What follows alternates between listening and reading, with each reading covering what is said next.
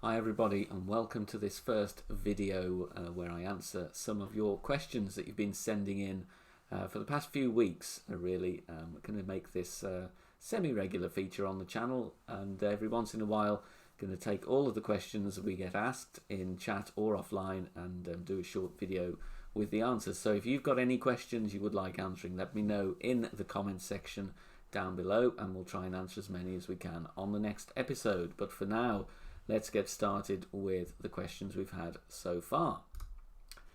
Okay, first question. I was thinking of starting up streaming for fun.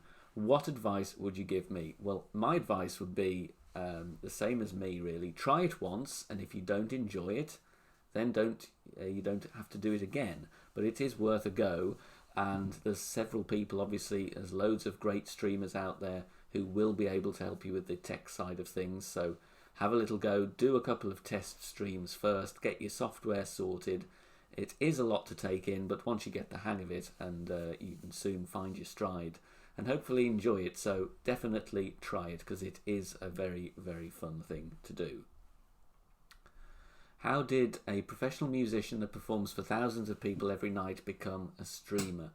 So I guess this goes to the pretty much the same answer as before. I just thought I'd quite like to try it. I didn't know if I'd be any good at it or if I'd even enjoy it. But thankfully, my good friend Nick Buckingham, every fortnight used to have friendly games on, so I joined him for a Sunday hack. I think it was in December 2019, and that's what I did first. I went as a guest on Nick's channel, decided that I would like to give it a go on my own, and the rest, as they say, is history. Okay, what are the top 3 changes you would make to the game if you had the power? Okay, well, the first one would be that we would not have to reselect the ball that we've already chosen in tournaments, especially. At the moment, if you have a multiple of 9, you then have to reselect. So I would take that away.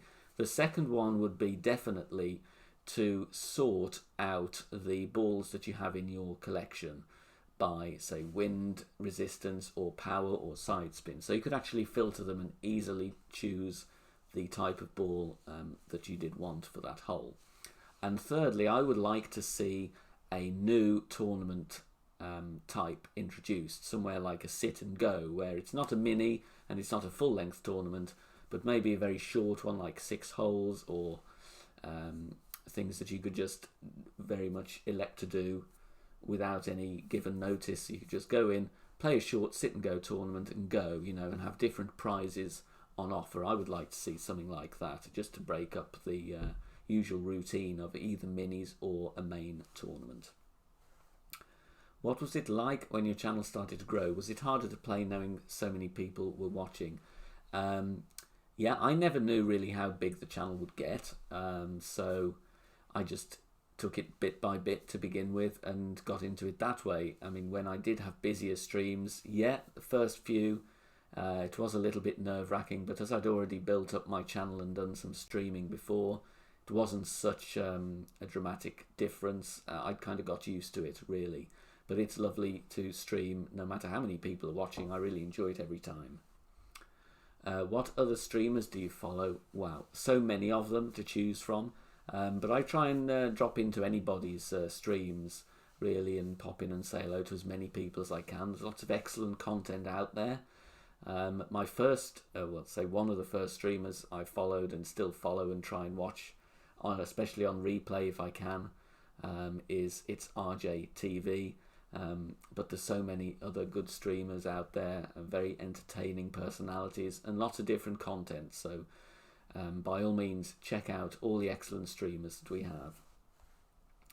What are your thoughts on the pending win changes in tournaments? Will it be the death of guides? Interesting one. This one divides the community. For me, I'm looking forward to it. I think it's long overdue that we had a kind of shake-up in the game, and it's going to give more people a chance that maybe don't have time during a week to dial stuff in. Will it be the death of guides? No, it won't. People will work around it. It's going to be harder for content creators that just operate as themselves, individuals doing guides. That is going to be more difficult. but for the larger groups of people out there, it's still going to be an advantage to have guides as the winds change during the week. It is going to make the tournaments difficult, or more difficult, but it will still give an advantage to players, I feel, that play 5 or 6 accounts in one division. Obviously, they will have time to practice the new wins at the beginning of every round. But I do agree with the people who say it is good for the game. I think it's nice to have a change, and I'm looking forward to it.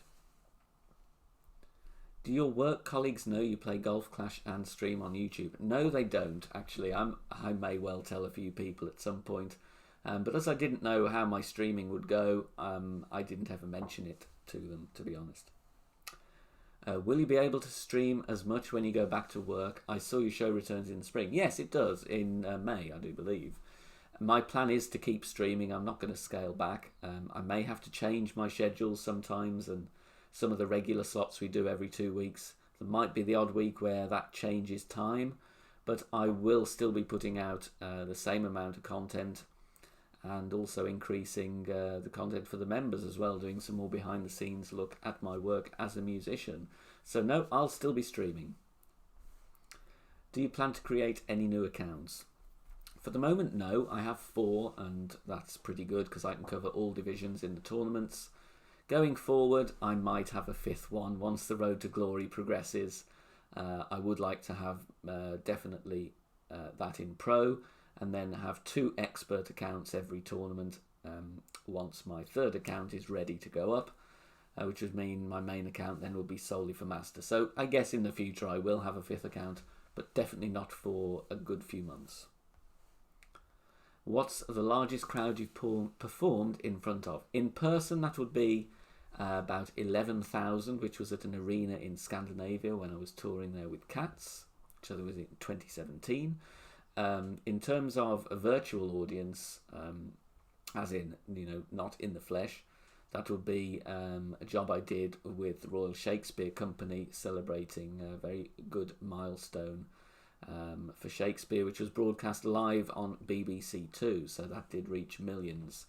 Definitely added pressure performing live on TV. Really enjoyable.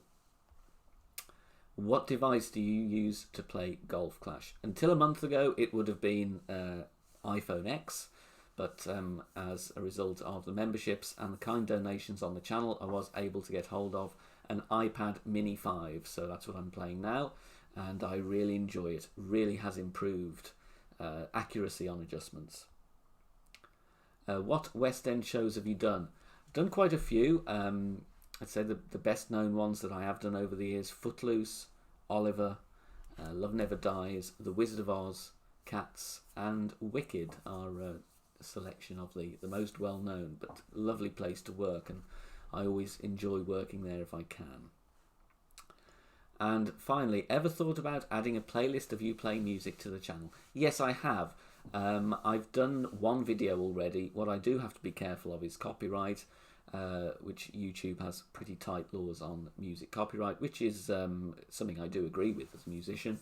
But we will be starting very soon a BK Golf Clash Facebook page, where I will be able to upload more regular music videos, free from a lot of the restrictions that you have here on YouTube. So keep an eye out on Facebook for when that occurs. So that's it for now. Don't forget, if you do have any other questions, leave them in the comments section down below. And thank you for watching, and I will see you all very soon. Bye for now. Bye-bye.